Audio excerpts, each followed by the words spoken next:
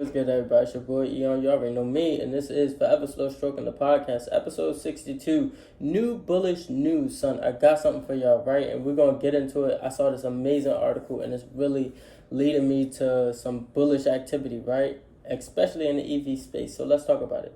But first, I want to say this: I am not a financial advisor, but I do have gems for you, right? Please, if you like the content, like and subscribe. I'd really appreciate that. In addition, utilize the links in the description to get free shares on Robinhood, free shares on Webull. What do you get? You get Voyager and Voyager. If you sign up, you get $25 in Bitcoin. AddCrypto.com. If you sign up to that joint, you get $25 for free. All these things are free when you sign up and fund your accounts.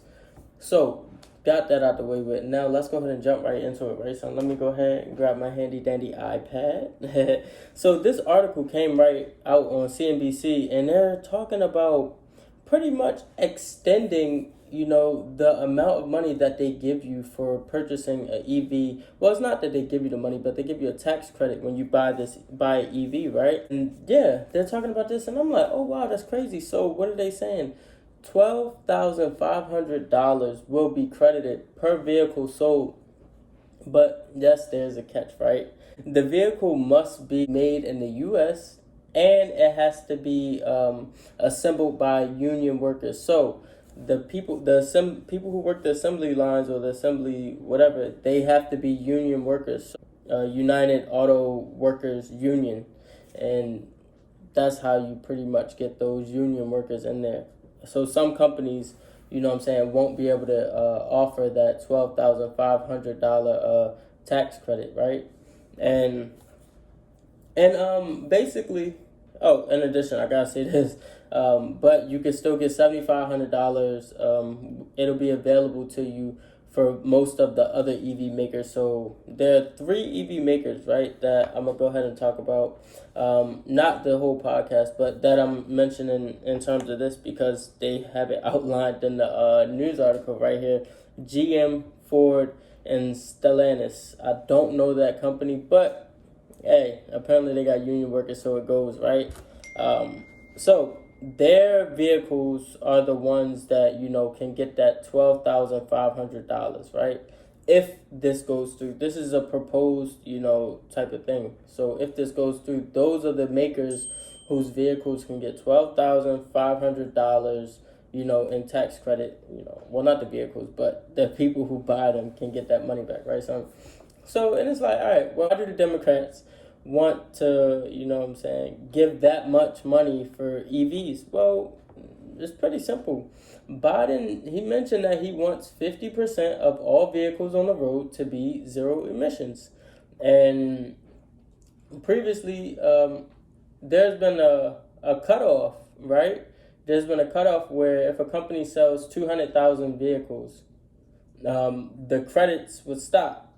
So, for the 3 companies that I mentioned, Ford, GM, and Stellantis, they get the $12,500, and, it continues. This goes on for 10 years. And then also, I was reading, they said that after 2027, that $7,500 credit will only apply to U.S.-made vehicles. So that's interesting as well, right? So this whole plan does a few things. Number one, it saves people money when purchasing an EV, because you get that $12,000 credit off. And then it protects workers because union workers, they have that protection. And Biden also wants people to be able to work, get paid good amount of money, and have a safe, secure job. So that's why the union comes into play. And then third, it helps the environment, right? We got a lot of global warming going on, so this really would help. Looking at this article, I also discovered that, hey, look, this doesn't apply to everybody, right? So if you make more than $400K, you can't get the tax credit, right? If you have a vehicle that costs more than $55K, you can't get it. If you have, electric car more than $55K, you can't get it. If you have electric truck more than $74K, you can't get it. So a lot of the Tesla trucks, a lot of the, Tesla cars, even though you wouldn't be able to get that anyway because, Tesla isn't, their workers aren't in unions. But yeah, that's another thing. But so that's like pretty much the background. Now let's go ahead and get into some charts, right? Because this is what's going to help us make the money. So looking at GM, right? I'm seeing GM and it is forming on the daily. It's forming this double bottom and it looks really good, son. They got this double bottom and I do anticipate to see prices head towards a little over $54, maybe $55 would be the peak that I'd be waiting to see for that. But then if it does go past $55, then I would anticipate GM going to $58. So that is a nice move. That's nearly what's that? $9. That's nearly a $9 move. And that's great for GM. That's great on the contracts, right? So just pay attention to that. Next, I'm looking at Ford right now. So Ford on the daily, another double bottom seems to, potentially be forming. Now, if that happens, that could take Ford up to $14, right? So if Ford goes to $12, then okay, cool, bet. We could still catch a $2 move on Ford, which for Ford options is a lot because, they pay a high delta. In addition to that, Ford's contracts are very cheap. So that could be a good move as well. And then finally, looking at Tesla, right? I see Tesla right here on the daily. If Tesla goes down and hits this 20 EMA, I think that's a good place for Tesla to bounce. So if Tesla comes down and touch that 20 EMA, maybe after like a day, like Monday after open, it'll probably go ahead and touch that 20 EMA. And then boom, we can see prices back at, I wouldn't say 760. I'd probably aim for like 770, right? So I do think Tesla would pass this previous high and go to 770.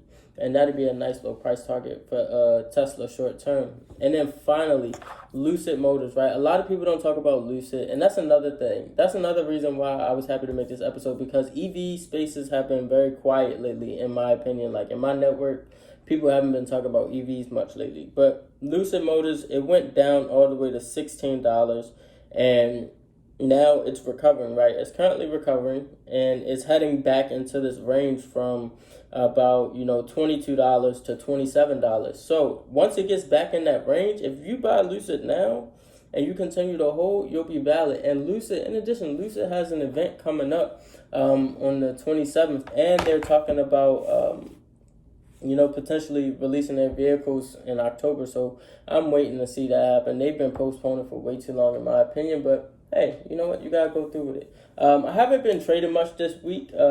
Just made some profit off of BBIG shares, and then I took a small loss on Square. It was like a $12 loss on a Square contract. So that was that for the most part. Also, speaking of the extra stuff, don't forget, tune in the hustle class, right, with Jermaine. And then I want to say this for the hidden gem. BBIG is not valid because it's a meme stock. It is valid because it's represented on NFT spaces, right? So BBIG is really an NFT platform. So that's why it's valid. If you're bullish on NFTs, then you should be bullish on BBIG. Look, son, that's all I got for this episode. If you have any comments, concerns, please feel free to reach out.